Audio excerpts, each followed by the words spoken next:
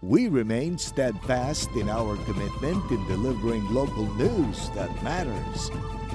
Stories that inspire.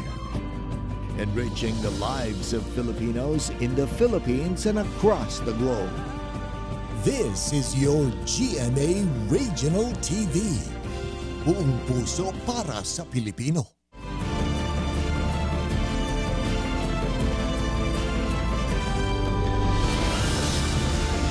Ito ang GMA Regional TV 1 North Central Luzon. Masantos siyang aram na imbaga malebaya pagat panapon kapuso. Narito na ang One North Central Luzon. Hatid namin ang mga pinakamalalaki at pinakahuling balita sa Hilaga at Gitnang Luzon. Live mula rito sa GMA Dagupan Station, ako po si Chris Zuniga. Tinamaan ng sakit na dengue ang 4 na magkakamag-anak sa isang barangay sa Calasiao, Pangasinan. Nakaalerto si Claire Lacanilaw. 4 na magkakaanak sa barangay Ambatal sa bayan ng Calasiao, Pangasinan ang sunod-sunod umanong tinamaan ng sakit na dengue. Ayon sa isa sa mga biktima, bigla na lang umanong nakaramdam na matinding sakit sa ulo at tiyan. Nang ipa-check up, nagpositibo siya sa dengue. Ang isang permanent din na lumabas po sa akin that time is yung stomach ache. Yun po talaga, yung parang may niluluto po sa stomach. Akala ko normal lang yun sa ka-effect ng gamot. Pero nung nagpa-check up po, doon po nalaman na meron po akong dengue. Agad na nagsagawa ang ilang kawani ng Rural Health Unit ng masusing case investigation sa lugar. Isa-isang ininspeksyon ng ilang bahagi ng compound na posibleng pamugaran ng mga lamok. Ang protocol namin, pinupuntahan namin talaga sila, ini-interview, ini-imbestiga kung paano nangyari yung na dengue sila. Tapos nagbibigay kami ng mga advice paano ang tamang gawin nila para maiwasan yung dengue. Through BHW, doon namin nalulocate yung lugar nila. Sa tala ng Calasiao Municipal Health Office, 5 barangay ang mahigpit na binabantayan dahil sa pagtaas ng kaso ng dengue. Kabilang na ang Bunlag, San Miguel, Nagsaing, Ambunao at Nalsyan. Maglinis ng kapaligiran, simple na magwalis, nila yung mga nakasabit na mga damit na marami, yung mga kahit na kasi mga dahon-dahon na may stagnant na water dyan, pwedeng pagmugaran ng dengue yun. Kasama si Jing Dakanay, Claire Lacanilaw, 1 North Central Luzon. Pinaaga ang operasyon ng slaughterhouse sa Bangaldan, Pangasinan kasunod ng pagtaas ng demand sa karne ngayong holiday season. Ang detalye sa report. Mas pinaaga ng operasyon ng slaughterhouse sa Mangaldan, Pangasinan kasunod ng pagtaas ng demand sa karne ngayong holiday season. Mula alas 8:30 ng gabi hanggang alas 3 ng madaling araw, ginawa na itong alas 7:30 ng gabi hanggang alas 4 ng madaling araw. Hakbang ito ng lokal na pamahalaan para mabigyan ng sapat na oras ang mga nagpapakatay ng livestock sa bayan. Kung marami silang ikakatay lalo na sa large animals, medyo maaga-aga ng konti. Mula sa dating 80 heads ng baboy, baka at kalabaw, ngayon umabot na sa 90 hanggang 100 heads ang kinakatay gabi-gabi. Bukod sa Mangaldan Public Market, diretso sa mga pamilihan ng Dagupan City, Calasiao, Mapandan at iba pang bayan ng mga karne. Sa ikalawang linggo ng Disyembre, inaasahang aabot sa mayigit 200 heads ang kakataying baka, kalabaw at baboy. Tiniyak ng Agriculture Office na sapat ang supply sa darating na Pasko at Bagong Taon. Hindi siguro, hindi kagaya nung nakaraan taon na nakaraan na talagang pahirapan talaga. Pero hindi naman. Simula December 23, mas magiging maaga pang operasyon sa slaughterhouse sa bayan. Kasama si Daryl Peralta, Jasmine Gabriel Galban, 1 North Central Luzon. Masintabi po sa maselang kwento mga kapuso, 2 pasahero sa bus ang binaril habang nasa biyahe sa Nueva Ecija. Insidente na kuhanan ng video. Tinutukan niyan ni Jasmine Gabriel Galban. Patay ang 2 negosyanteng pasahero ng isang bus matapos silang pagbabarilin habang nasa biyahe papuntang Maynila mula Nueva Ecija. Makikita sa dashcam video ang paglapit ng 2 suspect sa mga biktima at pinagbabaril. Walang nagawa ang driver ng bus at iba pang sakay hanggang sa makababa sa bahagi ng barangay Minuli, Karangla, Nueva Ecija ang 2 hindi pa kilalang suspect. Matapos ang pamamaril, agad dumiretso sa stasyon ng pulisya ang driver para i-report ang nangyaring pamamaril. Sa investigasyon ng Karanglan Pulis, nakilala ang mga biktima na sina Gloria Atilano, 60 anyos, tubong Kawayan City sa Isabela, at Arman Bautista, 55 anyos, tubong Coronadal South Cotabato. Sa investigasyon ng otoridad, galing sa Isabela ang mga biktima at patungo sana sa Tarlac, habang sumakay naman sa bahagi ng Bayumbong Nueva Vizcaya ang dalawang suspect. Accordingly po, bumaba itong mga suspect, tinarverse po nila isang ilog dyan sa Barangay Minuli. And then may witnesses po na allegedly nakitang umakyat sa mountainous part ng Barangay Minuli. Na-recover ng mga otoridad ang 6 na basyo ng bala at 2 tingga mula sa caliber 45 na baril. Meron na po tayong tinitingnan motibo doon sa pamamaril. Nag-dispatch na po ang ating provincial director ng isang teams going to Tarlac and then going to Kawayan City, Isabela, para po kasama po yung ating mga intel operatives para po malalim ang maimbestigahan yung whereabouts po ng dalawang victims. Ayon kay Police Chief Master Sergeant Vincent Castaneda, investigator on case, may lead na raw ang PNP sa krimen pero hindi na nagbigay ng karagdagang detalye para sa patuloy na investigasyon. Naniniwala ang mga otoridad na malaki ang maitutulong ng kuha ng dashcam para matukoy ang pagkakakilanlan ng mga suspect. Naka-camouflage po sila, naka-black t-shirt. And then isa may backpack po siya, parang kagayak din po. Baka mayroon po sila mga pampalit doon na damit. Ngayong araw, nagtungo si Nueva Ecija Police Director Colonel Richard Caballero sa pinangyarihan ng krimen sa Barangay Minuli at sa Karanglan Police Station para alamin ang ginagawang investigasyon. Nakatakdang iuwi ang mga labi ni Ateliano sa Isabela, habang sa Tarlac naman iuwi ang mga labi ni Bautista. Nagtungo rin ang mga opisyal at miyembro ng Karanglan Police sa Isabela at Tarlac para magsagawa ng investigasyon. Jasmine Gabriel Galban, One North Central Luzon.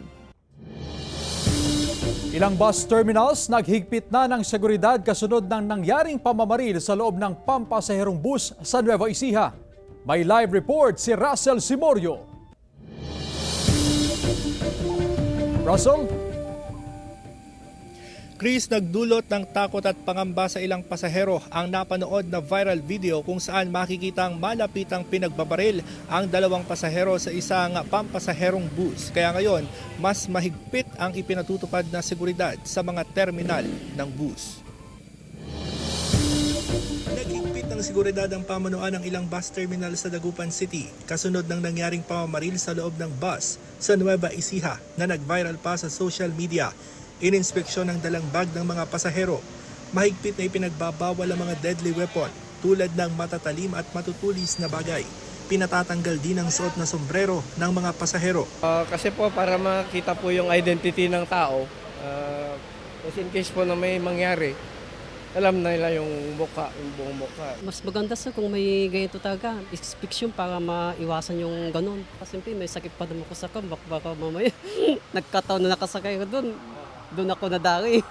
Ayon sa LTFRB, hinihintay nila ang report ng pamunuan ng bus na kung saan nangyari ang viral na pamamaril bago sila maglabas ng direktiba para sa safety precautions.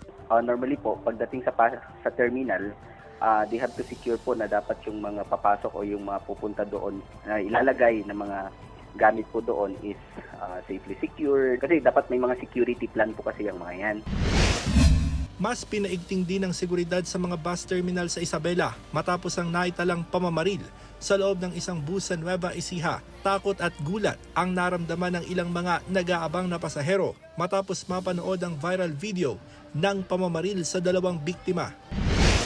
Samantala, normal naman ang sitwasyon sa mga terminal ng bus at jeep sa Vigan City, Ilocos Sur. Kung dati, hile-hilerang bus at mga jeep sa loob ng terminal, ngayon, kakaunti lang ang namasada dahil sa idineklarang holiday sa probinsya. Chris, makikipagtulungan din ang pulisya sa pagpapatupad ng seguridad sa mga terminal ng bus. Sinisata nila ang mga pasahero o yung mga individual na pumapasok sa mga terminal ng bus na may kahina-hinalang kilos. Kamakailan, isang lalaki ang nahulian ng baril sa isang terminal ng bus dito sa Dagupan City. Ganyan yung iniiwasan ng otoridad. At samantala, ayon naman sa LTFRB, hindi na kontrolado ang seguridad kung ang pasahero ay sumakay along the way. Pero makatutulong sa investigasyon ng mga pulis ang mga kuha ng dashcam. Kaya't ang panawagan nila sa mga terminal ng bus, dapat lahat ng bus unit ay may dashcam. Chris. Maraming salamat, Russell Simorio. Samantala, isang malaking yellowfin tuna ang nalambat ng mga mangingisda sa Lawag City. Umabot ng 36 kilos ang yellowfin na hirapang buhatin ng iisang tao. Nabingwit ito sa baybaying bahagi ng Barangay Gabo sa naturang lungsod. Mahangin daw sa lugar kaya hirap ang kanilang pangingisda. Kaya raw swerte ang pagkakahuli sa dambuhalang isda. Agad naman itong dinala sa palengke para maibenta ng 400 pesos per kilo. Mga mag-aaral sa Cagayan, nagpasiklaban sa paggawa ng rice art. Silipin sa report ni Claire Lacanilaw. Bumida ang galing ng ilang mag-aaral mula sa iba't ibang paaralan sa Cagayan matapos itampok ang kanilang mga obra sa AgriKids for Rice Artwork Contest na bahagi ng pagdiriwang ng National Rice Awareness Month program ngayong taon. Makulay at metikuloso ang mga obra ng 28 na mag-aaral na lumahok sa Patimpalak. Wagi ang obra ng 11 anyos na si Dane Dichoson mula sa Tuguegarao East Central School na ginawang inspirasyon ang namayapa niyang tiyahin na malapit sa kanyang puso. Tumanggap siya ng papremyo. Very thankful po ako na in-organize po nila itong event kasi ma-experience din po namin yung po sa competition and ma-enhance din po namin yung talent namin with painting po. Ang mga obra ng mga mag-aaral ay i-display kasama ng iba't ibang produktong pang-agrikultura. Hinikayat po namin lahat na maging responsible or yung hashtag Be Responsible at maging responsable po sa pagkonsumo ng kanin at lalong-lalo na po na bumili po tayo ng locally produced rice at hindi lang po sana every November natin nararamdaman itong advocacy na to kundi all throughout the year at sa mga susunod pa pong taon. Claire Lacanilaw, 1 North Central Luzon. Ito ang GMA Regional TV 1 North Central Luzon.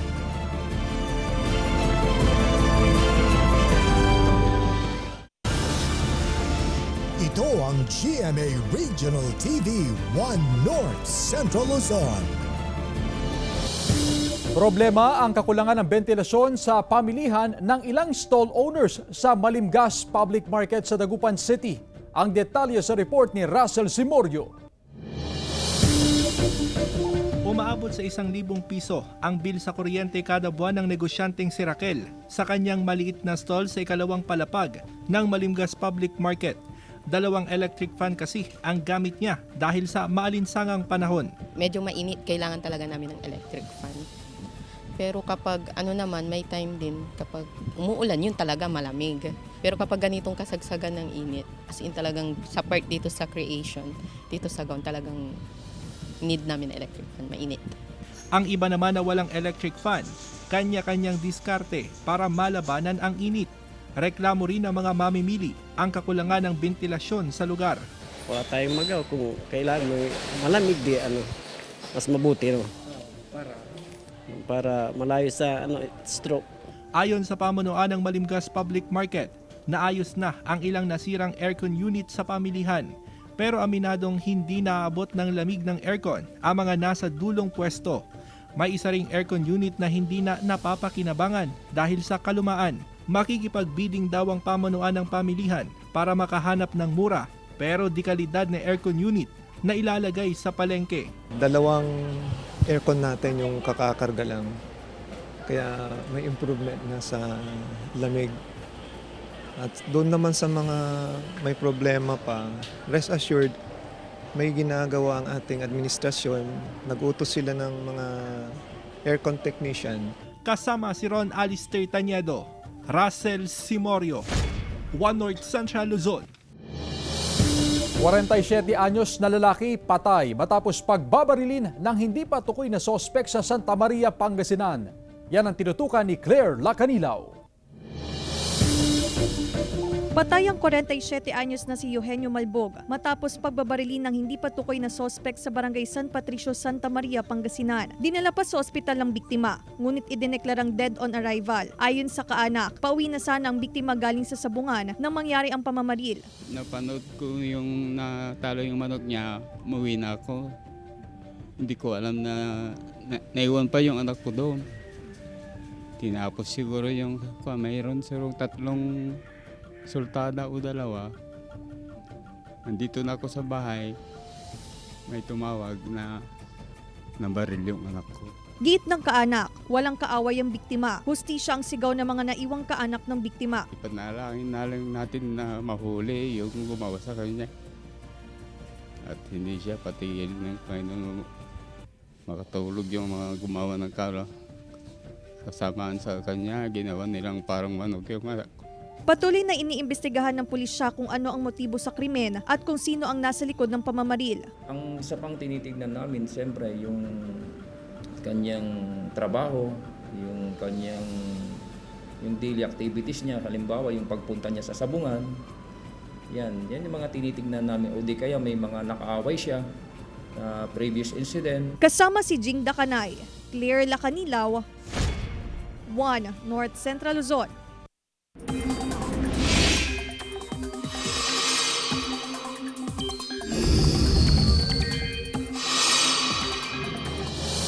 Patuloy ang pagkilos ng low pressure area palapit sa loob ng Philippine Area of Responsibility. Huli itong namataan sa layo 1,295 kilometers silangan ng Southern Mindanao. Sabi ng Pag-asa, posibleng bukas o mga sa susunod na araw ay papasok na ito sa PAR. Hindi pa rin naalis ang tsansa nitong maging bagyo. Mamayang gabi o bukas ay posibleng magsimula ng maramdaman ang epekto ng trough o extension nito sa eastern portions ng Visayas at Mindanao. Inaasahan naman ang maulang panahon sa ilang bahagi ng bansa dahil sa shear line at hanging amihan. Base sa datos ng Metro Weather, may tsansa pa rin ng ulan sa Apayao, Cagayan, Isabela, Ilocos Provinces at Aurora. Maging handa rin ang mga residente sa natitirang bahagi ng bansa sa posibleng pag-ulan. Samantala, pregnancy-induced hypertension, isa sa mga sakit na minomonitor ng Health Authority dahil maaari itong magdulot ng komplikasyon. Alamin sa report ni Claire Lacanilaw. Tiniyak ng 36 anyos na si Lilibeth Ago na regular ang kanyang prenatal check-up sa health center sa Barangay Ambatal, Kalasyaw, Pangasinan. Hindi umano niya nakakaligtaan na magpakonsulta sa Barangay Health Center. Mahalaga umano ang regular na check-up upang masiguro na malusog ang kanyang ipinagbubuntis.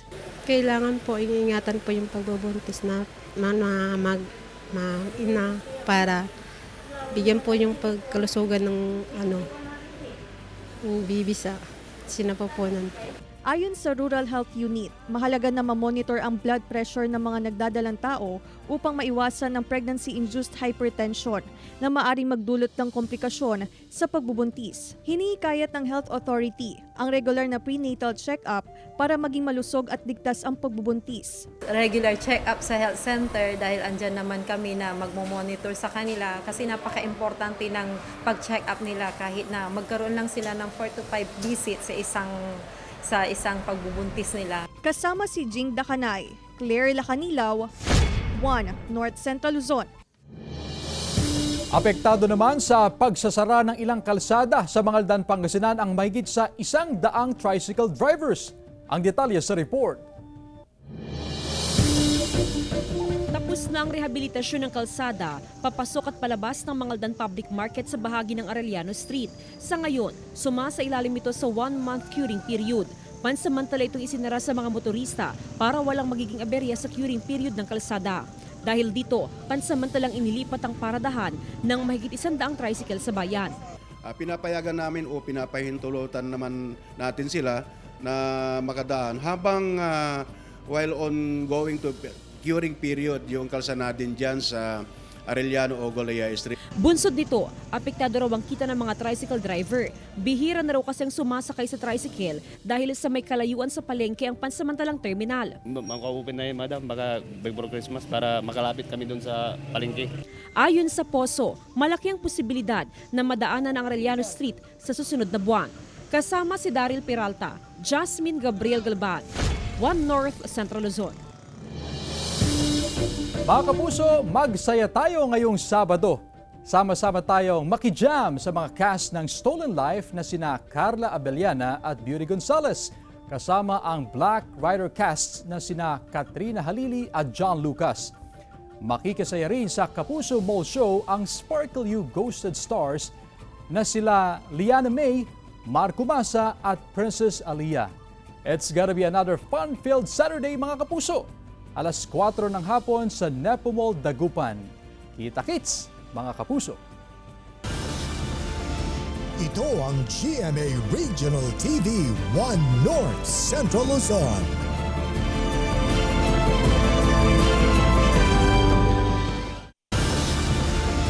Ito ang GMA Regional TV 1 North Central Luzon. Presyo ng tinapay sa ilang panaderya sa Kalasyaw, Pangasinan, walang paggalaw sa kabila ng pagtaas ng presyo ng mga sangkap. Ang detalye sa report. Sa kabila ng pagtaas ng mga sangkap sa paggawa ng tinapay, wala umanong paggalaw sa presyo nito sa ilang panaderya sa Kalasyaw, Pangasinan. Hindi umano sila makapagtaas para hindi sila mawalan ng customer. 2 piso ang kada isang peraso ng pandesal. Oo, siyempre mahirap biglayin. Maapektuhan din ng customer eh. Kapag binigla mo ang customer, baka ikaw din mawalan. Maiintindihan naman daw ng ilang mamimili sakaling magtaas ang presyo ng ilang tinapay. 2 linggo bago mag-Disyembre, nagsimula na ring tumaas ang presyo ng mga Noche Buena product batay sa monitoring ng DTI. Ilan sa mga produktong may taas presyo ang mayonnaise, fruit cocktail at cheese, pati ang ilang brand ng pasta. May binuong timang DTI na umiikot sa mga supermarket. Start na rin po tayo na mag-ikot at minomonitor natin yung availability o yung supply at saka yung presyo.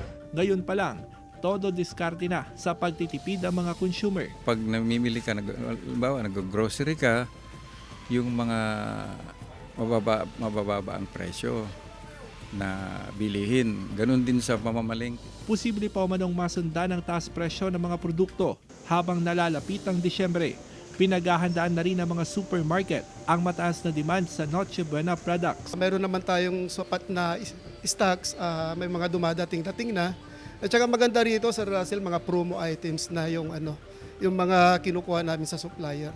Para kahit papaano yung mga consumer natin, makatipid naman. Russell Simorio, One North Central Luzon. 133rd birth anniversary ni dating Pangulong Elpidio Quirino ginunita sa Vigan City. Tunghayan sa ulat ni Gab de Luna.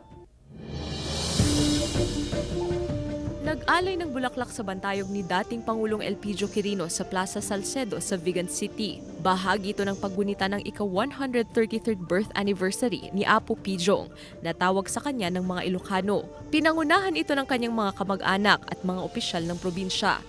Nagdaos din ng misa para sa aktibidad.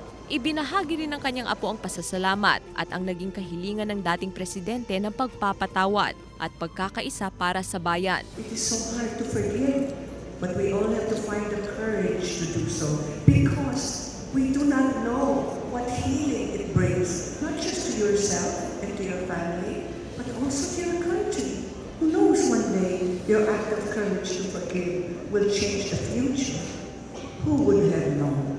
His wish was to have peace in his heart and to have peace for his country. Once in our history, a brave Ilocano unified a country recovering from war and threatened by global crisis, poverty, and uprising chaos in the Asian region. Isinilang si dating Pangulong Elpidio Quirino sa loob ng dating provincial jail sa Ilocos Sur noong 1890 na kung saan jail warden ang kanyang ama. Ang dating provincial jail, isa na ngayong museum. Kasama si Norman Raca, Gab de Luna, 1 North Central Luzon. Samantala, 85% na ng mga barangay sa Ilocos Norte ang drug cleared sa pagpapaiting sa programang BIDA o Buhay ay Ingatan, Droga, Ayawan. Nabanggit ang pagkakaroon ng istriktong implementasyon ng Police Operational Procedures kaugnay sa pag-aresto sa mga suspect ng drug-related incidents. Ayon pa sa PNP, mahigpit na tinututukan ang natitirang barangay na hindi pa drug-cleared dahil layo nilang maging 100% drug-cleared ang probinsya ngayong taon. Malaking tulong naman daw ang mga nanalong opisyal ng barangay sa pagpuksa ng paggamit ng droga sa mga under surveillance na barangay. Sila ay magkakaroon ng training para talagang ipaalam sa kanila yung kanilang responsibilidad.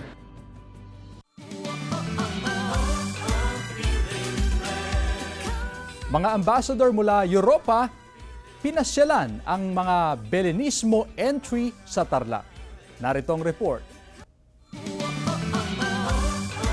Halos gabi-gabing dagsa ang mga nais masilayan ang naglalakihang Belen sa iba't ibang lugar sa Tarlac. Nitong weekend, nag-ikot naman ang mga ambassador mula sa Europa at ang mismong ang People Nuncio to the Philippines Archbishop Charles John Brown para masaksihan ang husay at galing ng mga Tarlakenyo sa paggawa ng mga Belen. Mula sa 4 na palapag na Belen ng AFP na may mini Christmas village sa Camp Serviliano Aquino, Belen with the Shell ng San Lorenzo Parish, ang nakamamahang Belen ng Armor Division ng Army na may higanting agila na gawa sa rubber mats, maging ang Belen ng Tarlac City at ang Hall of Famer ng San Clemente na gawa sa bubble wraps, pet bottles at kawayan, tampok sa bawat Belen ng iba't ibang Filipino cultural performances. Just fantastic. It kind of creates light and happiness, and I'm also impressed. Absolutely, I feel the Christmas spirit coming. Belenismo is the pride of every Tarlakenyo. We are the Belen capital of the Philippines. It was started in 2007. Magkakaiba man ang forma, hugis at itsura ng mga Belen, paalala ng Simbahang Katolika na huwag sanang kalimutan ang tunay na kahulugan nito. For us as Catholics, the Belen is extremely important because it reminds us that God became a little baby in the person of Jesus, the son of Mary in Bethlehem. And when we go to a Belen, we should always say a prayer, especially a Hail Mary to Our Lady, asking her to bless us. Claire Lacanilaw, 1 North Central Luzon. Mga kapuso, 39 days na lang, Pasko na. Samantala, mapapanood niyo po ang episode na ito at iba pang pinakahuling lokal na balita sa official website ng GMA Regional TV, www.gmaregionaltv.com. Pwede rin kayo bumisita sa aming official YouTube channel, GMA Regional TV, at i-click ang subscribe button para sa pinakamainit na balita mula sa mga rehiyon. Nais naming pasalamatan ang mga kapuso sa Hilaga at Gitnang Luzon, maging ang mga kapuso natin abroad. Dahil sa GMA Regional TV, local news matters. At yan ang mga pinakamalaki at pinakahuling balita sa Hilaga at Gitnang Luzon. Maraming salamat sa pagsama sa amin, pati na ang mga kapuso sa ibang bansa na tumutok sa mga balita sa rehiyon. Ako po si Chris Zuniga. Kami ang GMA Regional TV, 1 North Central Luzon. Buong puwersa para sa mas malaking misyon at mas malawak na paglilingkod sa bayan.